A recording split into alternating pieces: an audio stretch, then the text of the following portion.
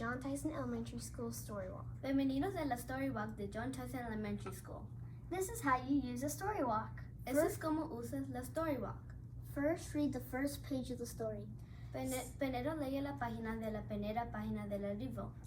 Second, read the question or activity at the bottom of the page.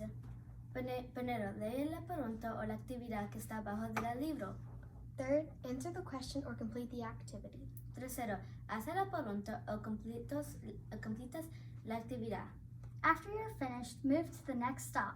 Después que está terminados, muévete con la otra parada. Keep doing this until you finish reading the whole book. Haces esto muchas veces cuando terminas todos los libros.